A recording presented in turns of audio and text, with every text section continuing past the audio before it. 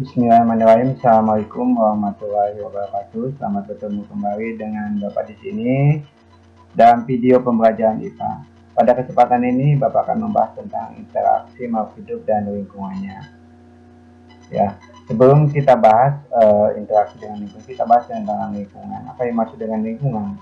Ya, lingkungan itu adalah segala sesuatu di luar individu yang merupakan sistem yang kompleks sehingga dapat mempengaruhi satu sama lainnya. Nah, ini selain mempengaruhi ini akan membuat lingkungan selalu dinamis dan berubah. Ya. Kemudian apa itu satuan dalam lingkungan atau kita kenal dengan ekosistem, bahwa di dalam satu ekosistem terdiri dari satu individu, populasi, dan komunitas. Ini gambarnya sudah lihat ya, ada gambar individu, ada populasi, dan ada komunitas. Kita bahas satu-satu. Apa itu populasi? Populasi adalah interaksi antara individu dan suatu komunitas membentuk populasi. Jadi yang dimaksud dengan populasi adalah organisme sejenis yang hidup dalam suatu tempat dan waktu tertentu. Nah, ini jumlah individu sejenis yang hidup dalam suatu tempat persatuan waktu dikenal dengan kepadatan populasi. Dengan distribusinya dikenal dengan distribusi populasi. Dengan komunitas ini adalah kumpulan berbagai populasi hewan, tumbuhan, atau manusia pada kawasan tertentu yang saling berinteraksi. Nah, ini disebabkan anak-anak interaksi antar populasi dalam suatu ekosistem. Contohnya ada komunitas hutan hujan tropis, komunitas hutan bakau, padang rumput, dan lain sebagainya. Ciri komunitas adalah adanya keanekaragaman spesies dan pola penyebarannya. Semakin beraneka maka semakin tinggi organisasi, semakin dewasa komunitas disebut dengan ekosistem stabil. Ekosistem. Apa yang masih dengan ekosistem? Ekosistem adalah hubungan timbal balik antara makhluk hidup dengan makhluk hidup lain serta dengan benda tak hidup di lingkungannya. Jadi ekosistem ini adalah suatu kesatuan yang dinamis, ya, yang terdiri dari berbagai komunitas spesies, ya. Setiap komponen mempunyai fungsi tertentu dan saling berkaitan.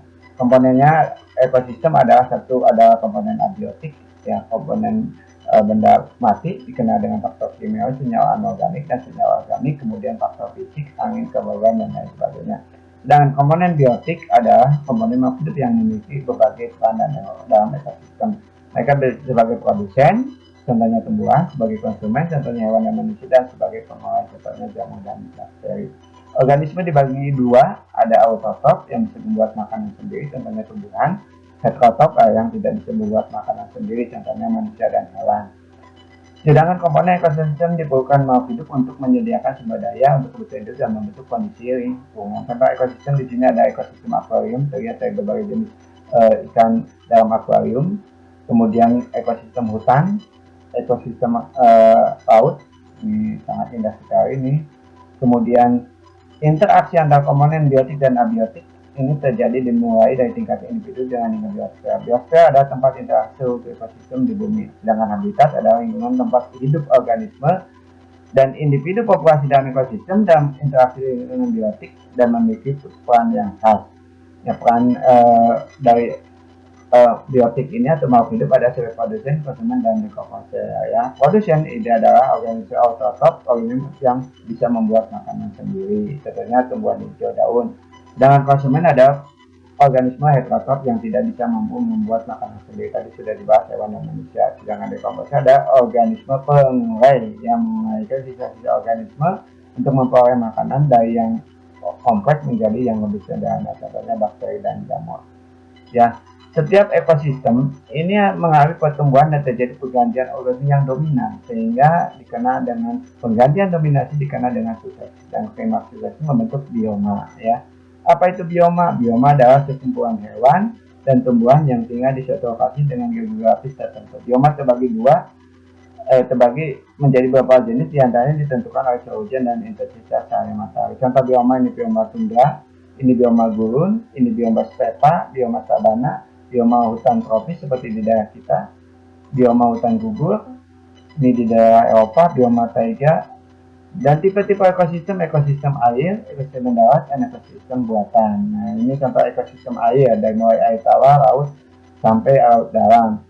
Ini ekosistem darat, ada hutan hujan tropis sampai tundra, tadi sudah dibahas. Ekosistem buatan, ekosistem yang diciptakan manusia untuk memenuhi kebutuhan nasionalnya, bendungan, hutan jati, sawah, perkebunan, dan lain sebagainya. contoh ekosistem buatan di dalam gambar ada bendungan ya.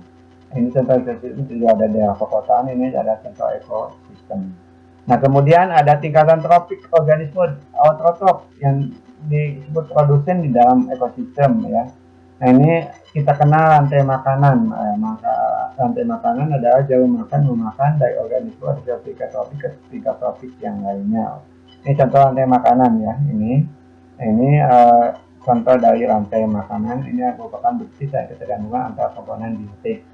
Sedangkan rantai makanan ini biasanya ini adalah peristiwa makan memakan antara organisme itu membentuk suatu tropik yang dikenal dengan rantai makanan. Ini kumpulan dari rantai makanan membentuk jaring-jaring makanan.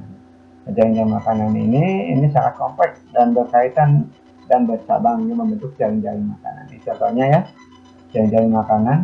Selanjutnya adalah piramida ekologi. Tadi dia sudah dikenal, ada tingkatan tropik. Dari tropik 1 diduduki oleh produsen, kemudian tropik 2 diduduki oleh konsumen tingkat 1, tropik 3 diduduki oleh konsumen tingkat 2, dan tropik 4 diduduki oleh konsumen tingkat 3. Semakin ke atas energinya semakin kecil ya. Ini bisa dilihat dari arus energinya. Kemudian selanjutnya adalah pola interaksi. Pola interaksi dalam ekosistem ada 3, yaitu simbiosis mutualisme, simbiosis komensalisme, simbiosis parasitisme. Ini simbiosis ini adalah contohnya ini mutualisme itu saling menguntungkan. Contohnya ada ini bakteri dengan tanaman berbuah, domba madu dengan bunga. Simbiosis komensalisme ini tidak diuntungkan dan tidak dirugikan. Contohnya adalah ikan remora dengan hiu. Sedangkan parasitisme adalah ada yang dirugikan dan ada yang diuntungkan. Contohnya ada benalu dengan tumbuhan inangnya. Nah, ini bentuk interaksi antar populasi, satu predasi, kompetisi, dan simbiosis. Tadi sudah dibahas simbiosis, ini salah satu adalah bentuk interaksi. Apa itu predasi? Ini adalah spesies memakan spesies lain. Nah, ini makan-memakan ya. Nah, ini dikenal dengan predasi. Sedangkan kompetensi adalah persaingan untuk mendapatkan makanan. Ya, ini. Jadi terjadilah misalkan harimau dan anjing memperebutkan ayam. Nah, itu terjadi kompetisi untuk mendapatkan makanan. Nah, ini saling ketergantungan komponen abiotik dan biotik. Ini contohnya ada pengaruh air terhadap makhluk hidup, pengaruh cahaya matahari terhadap makhluk hidup, pengaruh cacing tanah terhadap kesuburan tanah, dan pengaruh tumbuhan terhadap tanah. Ini adalah contoh dari saling ketergantungan antara komponen abiotik dengan biotik.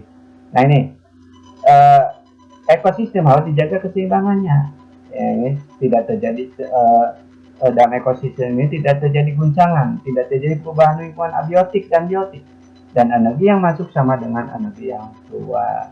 Terjadinya interaksi antar komponen. Jadi kita harus menjaga keseimbangan ekosistem. Misalkan keseimbangan ekosistem di sawah. Kalau terlalu banyak misalkan dibunuh, maka otomatis apa yang terjadi? Nah, tikus akan lebih banyak. Dan jadi kita sebagai manusia, sebagai makhluk hidup yang diberi akal dan diberi akal, kita harus bisa menjaga keseimbangan ekosistem ya, termasuk ekosistem sawah ya, buatan ekosistem hutan ya, hutan lindung. Jadi kita harus menjaga jangan sampai ekosistem ini terganggu. Itu saja yang bisa Bapak bahas pada kesempatan ini, yaitu tentang ekosistem. Mudah-mudahan bisa bermanfaat dan bisa berguna buat anak-anakku dimanapun yang bisa menyimak video pembelajaran ini. Kita ketemu lagi pada video pembelajaran IPA di lain waktu dan lain kesempatan. Terima kasih, mohon maaf. Bila topik wa hidayah. Wassalamualaikum warahmatullahi wabarakatuh.